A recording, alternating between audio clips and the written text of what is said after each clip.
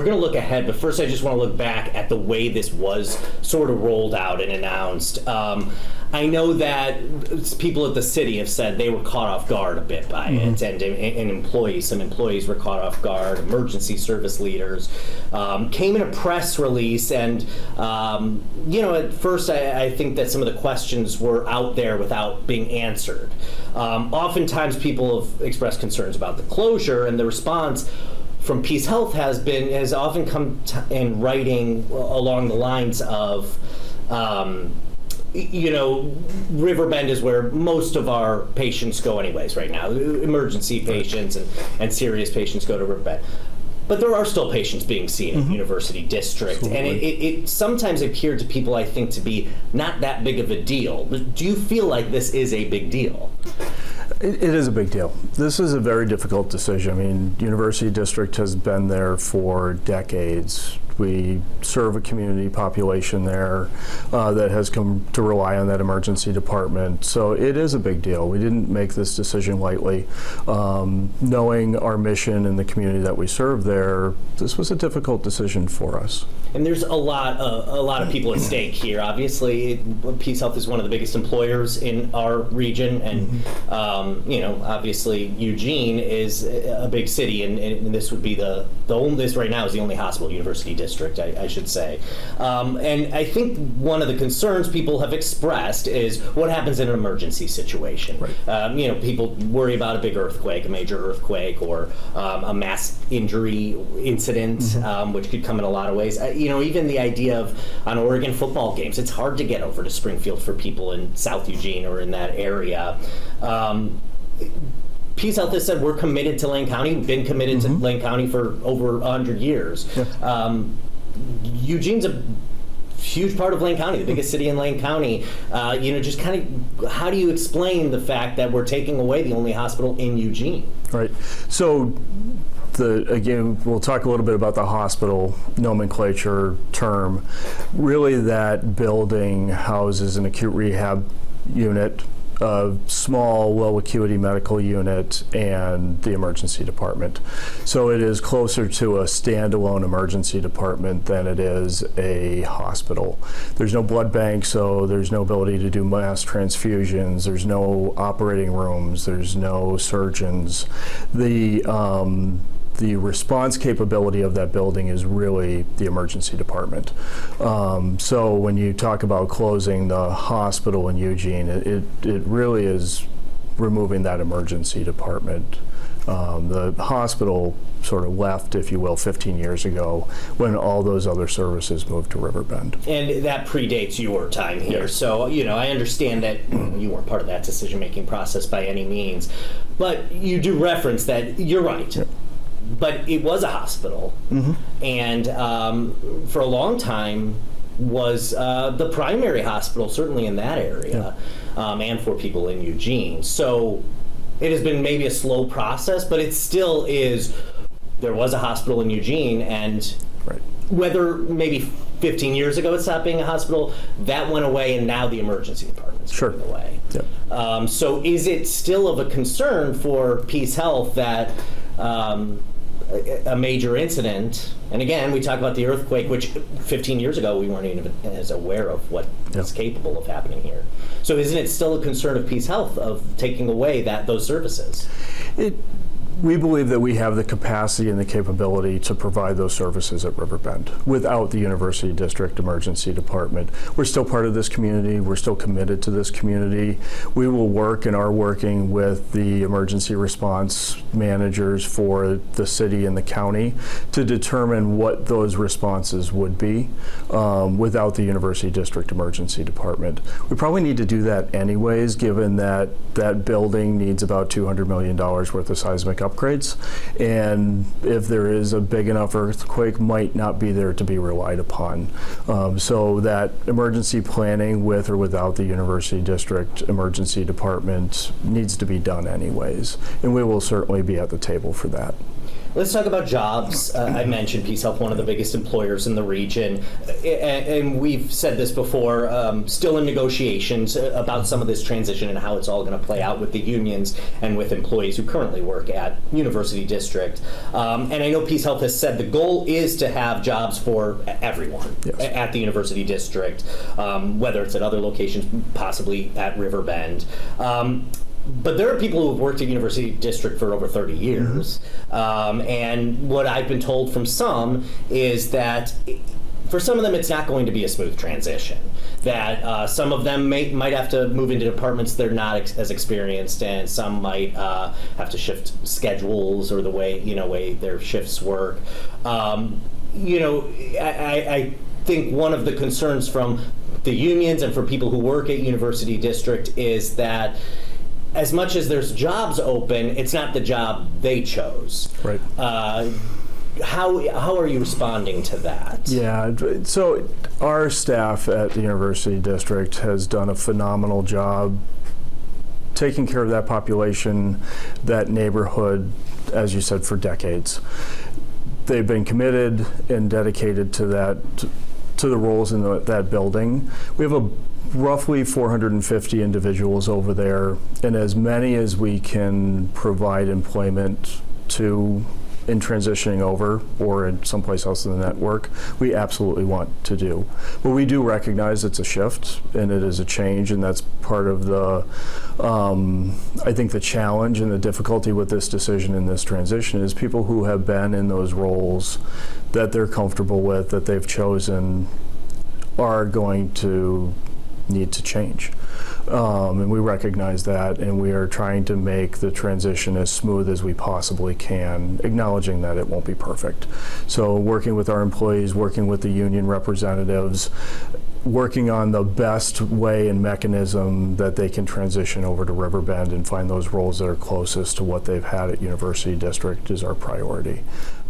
Do you anticipate any of the staff taking pay cuts? I probably am not the best person to answer that. I know there's rules around trying to best balance within 20% plus or minus the roles and moving over. So as much as we can give them equality and sort of a one-to-one, if you will, we're committed to that, but we can't guarantee it. Got it. I actually recently was at the Riverbend Emergency Department with my daughter, who's okay. We waited those 6 hours before ultimately we left. We spoke with a nurse, her pediatrician's nurse, who gave us some peace of mind. My kids were miserable waiting that long, as you can imagine. I know a lot of people have reported waiting 10 or more hours. Right. How is this going to get any better with the closure of University District? Our waiting times at Riverbend are too long. Our EMS, when the ambulances come in and they're holding patients on the wall, is too long. That is one of our main emphases right now in the work that we're doing leading up to December 1st. Part of that is staffing. It's staffing up in our medical units where we don't have enough nurses to take all the admissions, and so those patients wait in emergency department beds. That takes both an emergency department bed and emergency department nurse out of being able to move you and your daughters out in the waiting room. So we are looking forward. In November, we get a number of nurses coming in who can help us open beds upstairs and better staff our emergency department. Part of the reason for the closure of the University District is staffing. We are struggling to staff both emergency departments right now. By consolidating, one of the benefits is we are more closely staffing to 100% at the Riverbend Emergency Department. That allows that throughput to evaluate you in the waiting room potentially, and say you can go someplace else or process you through there or move you in back. So right now, part of the long wait times is that staffing. That will get better in November. It gets better again in December. We're also looking at a number of process flows. So being able to take what I would call non-emergency people or conditions that end up in the emergency department and move them through a fast track, work people up while they wait in the waiting room, pulling them back, putting them back in the waiting room. Moving them through faster helps get people the care they need in less time. We've got some construction work planned. It will not be done by December 1st. but that's going to create more space to do that low acuity care and move people through faster. And I'll stick on this a little bit in just the anxiety it has caused some people, because I mean, I don't think there's any secret that some people have been very passionate about this process and this decision, and that is a consistent concern as people do worry about the emergency. And I understand the consolidation of the staff is certainly going to help, but it is also going to be a consolidation of patients, because you'll have more patients theoretically. I might have the number wrong. It's 90 or so patients at University District Emergency Department? Yeah, 90 per day is our average. It's probably might be a little bit less now. We don't anticipate 100% coming. Not everybody who shows up, probably 20% in the University District Emergency Department don't need medical services. They're there for shelter, for food, for other reasons. Mackenzie Willamette has been a great partner in this. We're working together with them to make sure that we can both serve the community, and so some patients will go there. And some percentage, I don't think anybody can say with certainty what that's going to be, will come to the Riverbend Emergency Department. So I will say the wait times is a concern of ours as well, and has been. And there is a lot of effort every day, every week, leading up to December 1st to make sure that we are able to manage the waiting room and reduce those wait times. And I know I hammer this in a little bit, but the wait time can be long in good circumstances, and as I've said over and over again, emergency situations, if there is something big, major that happens, if the emergency department wait time is long now, what could it be in an emergency situation, an extreme situation? So by that, you mean like a mass casualty? Yeah, mass casualty, sure, earthquake, or, a wildfire situation, or something along those lines. Any situation like that is going to trigger our incident command and emergency response protocols that is going to more quickly triage people out of the emergency department and into other venues. There are definitely other places, whether it's a primary care physician's office and urgent care, where some patients who are presenting to the emergency department can go. There's a decent portion of people who don't need an emergency department once you understand what their conditions are. So in a mass casualty or something like that, one of the first things that we would do is triage the waiting room, clear it. So that's a very different situation that we have protocols and just different ways of managing than we do a day-to-day situation. And as you said, these are continuing conversations with the city and with emergency providers as well, because the city's involved in that as well in terms of emergency mass casualty situations. Yeah, we all have very good emergency managers who know each other and get together and connect and scenario plan these things. Got it. I noticed with the announcement about the official announcement that on December 1st, the closure of the emergency department came with the state ultimately gave approval on that, because I know there was a bit of an approval process. Are you still waiting on any more state approvals for transfer of services? We have most of what we need. I think some details we're still working through, the acute rehab unit, those sorts of things. But for the most part, the path forward to transitioning the services that we can over to the Riverbend campus, closing down that hospital, and importantly, keeping that inpatient behavioral unit open. Behavioral health is one of our top priorities. It's a significant need in this community, and so part of our work through this has really been targeted and deliberate in keeping those services here and open. That's been a high priority of ours. You've answered a lot of questions, and I really appreciate it. I think the crux of the issue, and we have addressed this, is the city of Eugene has 175,000 people. Again, PeaceHealth says it's committed to Lane County. I even going so far as to say on the mission page, the mission says every person receives care, receives safe, compassionate care. It drives all that we are and all that we do. That's what PeaceHealth says. This decision to close the University District location, how could we say that a driving force was to serve safe, compassionate care to all people? Yeah, I've been here about 4.5 years, and the city lines are a little blended to me. It's a large community that less is Eugene Springfield than necessarily just Eugene. But I think our mission is to provide care today, and our mission is to provide high quality care 5 years from now.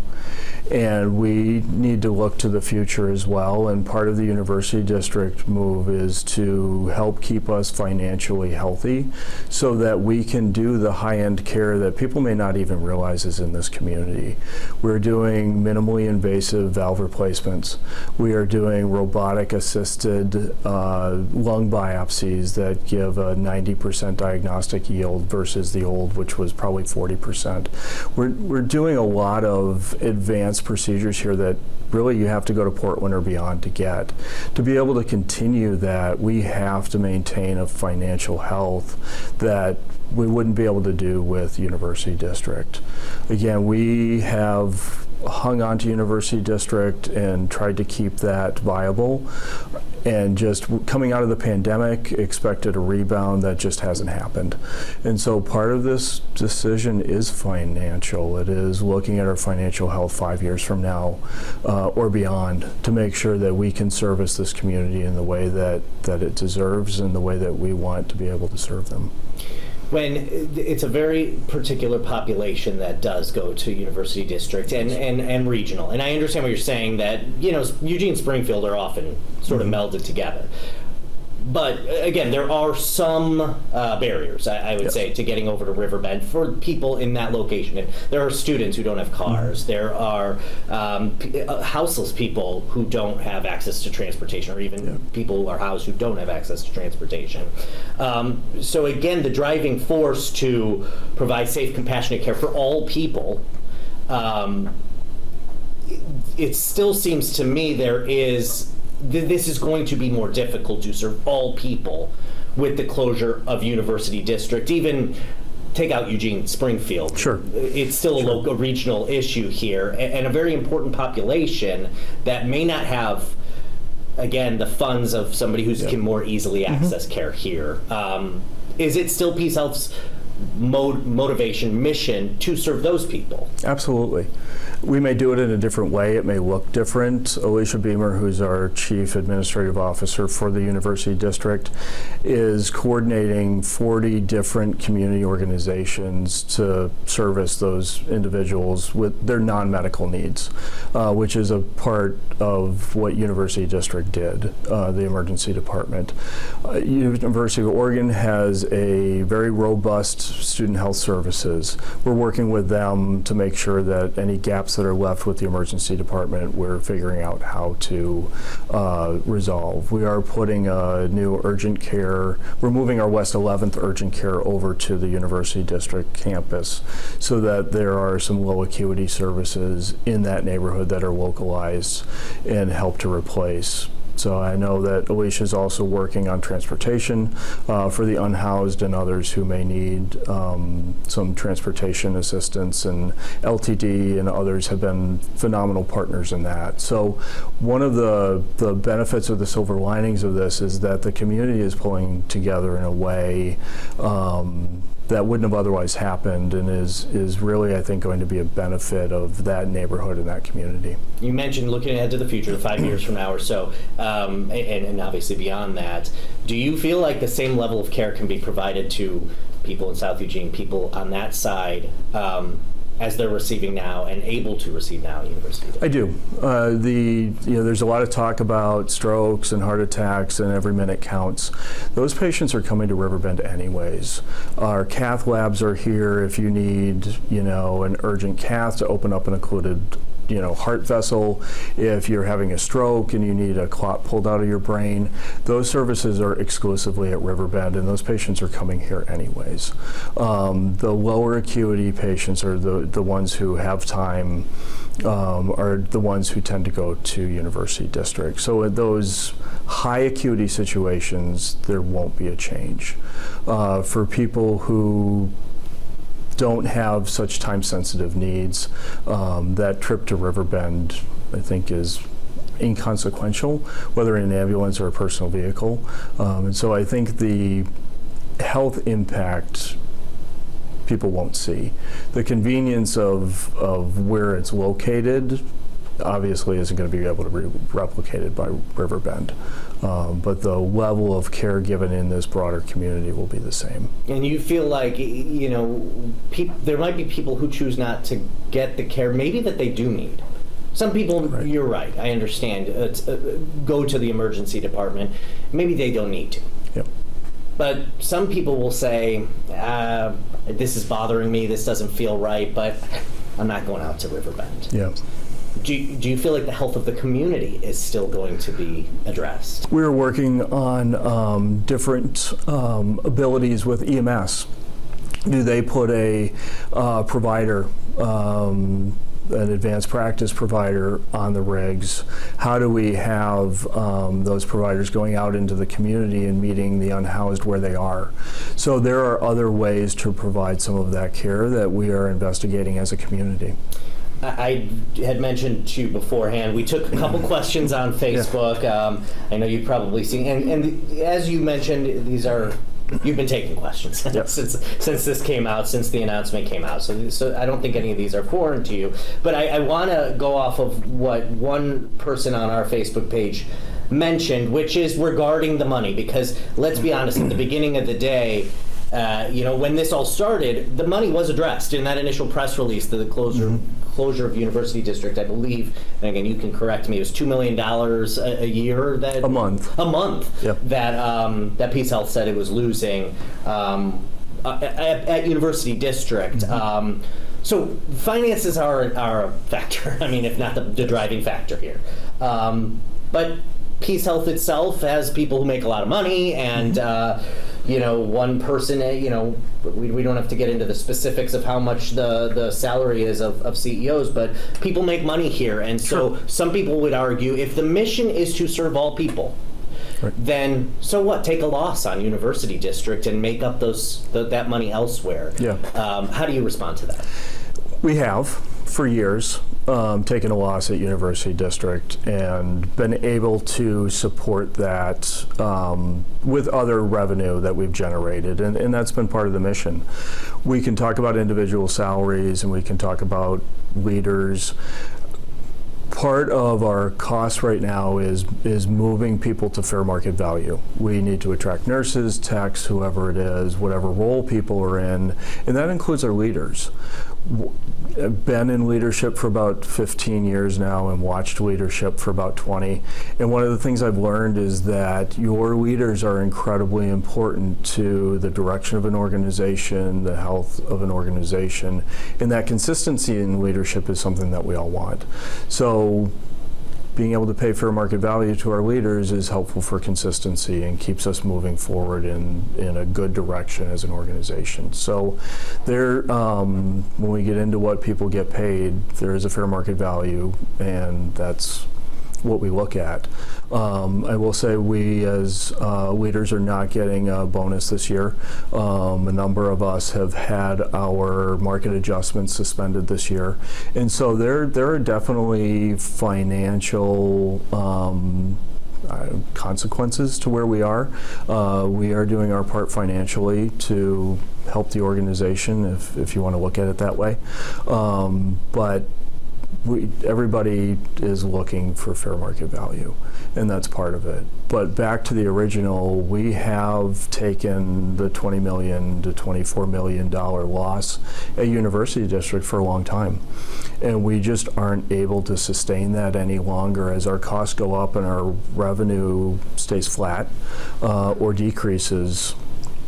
That equation just doesn't work anymore, and so we need to do things differently. I'll ask you one more thing. As a hospital leader, as somebody in the medical field who obviously understands the medical field quite well, is the closure of this University District location, and there are other hospitals around the country that are closing as well, is it a sign that there's a problem in the health industry? Yes.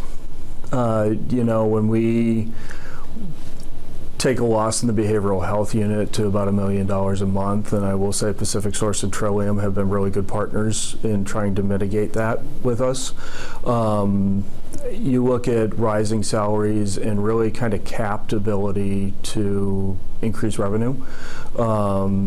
There's a challenge coming out of COVID with the rapidly increasing costs or expense that we see in a flat revenue. And I think that's across the country where people are trying to figure out the balance of what services do we provide, where do we provide them. And you're seeing maternity units close across the country, you're seeing psychiatric units close across the country, because typically those don't lose money. So I think what we're seeing is that buffer in healthcare that has allowed the non-revenue generating units to be supported by others is shrinking, if not going away. Something may need to change. At some point in time, my personal belief is yes, things will have to change. Well, Jim, I really do appreciate you doing this. I know that the questions have been really important for the community to understand, and sometimes it's not an answer everybody wants to hear, but I think transparency is really important, so I do appreciate you taking that. And going back to the very beginning, this is a big issue and an important thing to discuss, and I appreciate you taking the time to talk to me.